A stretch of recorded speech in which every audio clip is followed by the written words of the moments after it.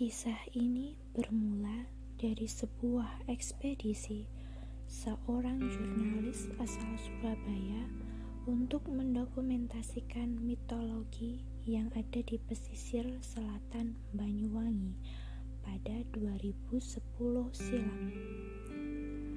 Penulis sendiri menjadi pemandu selama ekspedisi berlangsung. Meski sudah 8 tahun berlalu,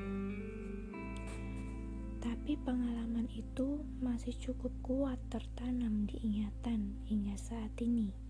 Terlebih dengan sosok perempuan misterius berkebaya yang dia jumpai di kawasan Taman Nasional Alas Purwo.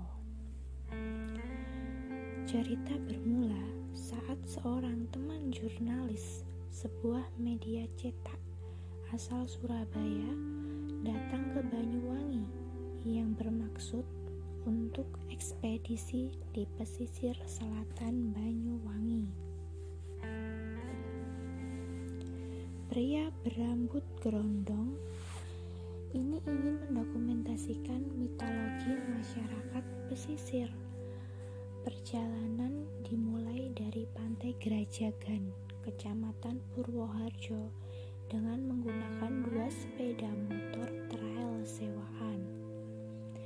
Mereka menyusuri rute yang sudah ditentukan. Sehari kemudian, mereka bergeser ke pantai Pulau Merah, Pancar, dan Rajek Wesi. Setelah beberapa hari berpindah-pindah, perjalanan berakhir di pos Pancur Pantai Triangulasi, masuk kawasan konservasi Alas Purwo, persis pertengahan hari. Di sini mereka menginap di sebuah warung berkonstruksi kayu dan semi terbuka.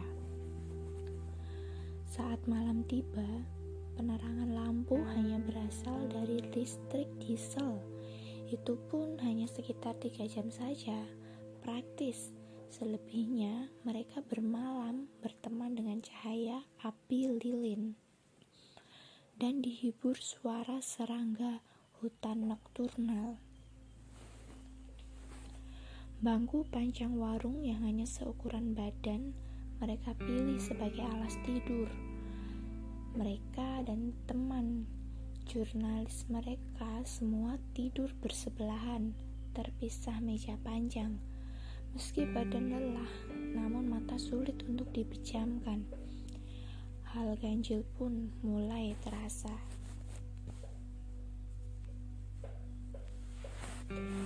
Kabut tipis perlahan datang hingga masuk ke warung.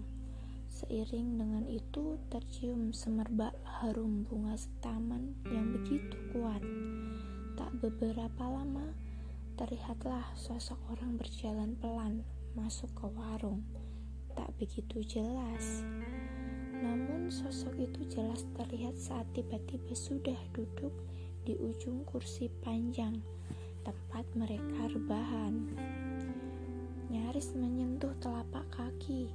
Terlebih sosok itu adalah seorang perempuan, ayu nan anggun. Dia mengenakan kemben bermotif garis vertikal berwarna mangsi tinta yang menutup sebatas dada. Di sanalah salah satu pundaknya terlihat selendang dengan warna selaras. Rambutnya tertata rapi bersanggul. Sesaat dia memandang ke arahnya yang berupaya bangun untuk duduk. "Kang Mas," begitu dia menyapa jurnalis tersebut lirih. Mereka hanya melempar senyum kebingungan ke arahnya, karena jantung ini langsung berdetak kencang, katanya. Belum selesai di benak bertanya-tanya, perempuan misterius itu kembali melempar sapaan kepadanya.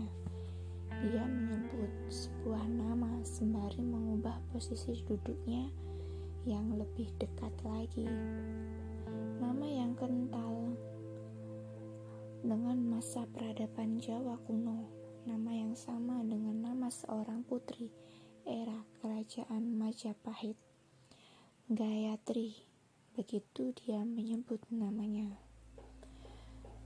Gayatri bercerita meski jurnalis tersebut tak meminta, bahwa dia sudah lama sekali tinggal di Alas Purwo, jauh sebelum negeri ini ada. Mereka lagi-lagi hanya bisa menjawab dengan anggukan kepala dan senyuman.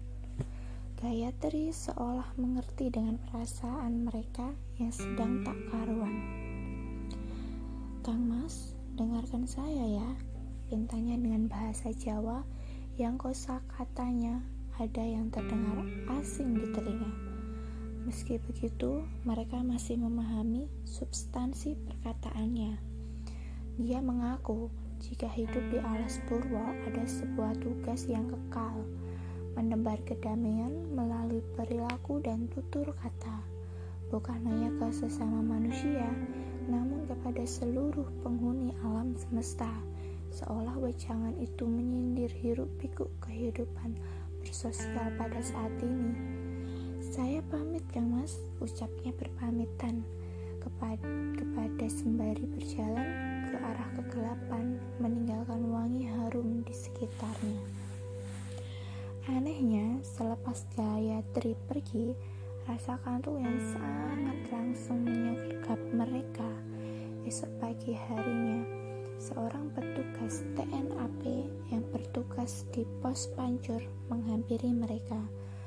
Rupanya dia mengetahui pertemuan mereka dengan Gayatri. "Mas, tadi malam disambangi ya? Itu di Ajeng Gayatri. Saya kerap berjumpa," katanya. Menurutnya, meski sejak lama penghuni Alas Purwo, namun Gayatri tidak pernah mengganggu. Dia sosok makhluk gaib yang lembut dan ramah. Namun, tidak semua orang bisa berinteraksi dengannya. Saya kesengsem dengan Gayatri sampai-sampai saya membuat kidung untuknya, selorohnya sembari tersenyum. Rasa penasaran membuat saya mencari tahu siapa gerangan sosok Gayatri tersebut. Sejumlah literatur sejarah menyebutkan sebuah nama Gayatri, Sri Rajapatni, seorang putri kerajaan Majapahit yang memilih menjadi biksu Buddhis daripada menjadi raja.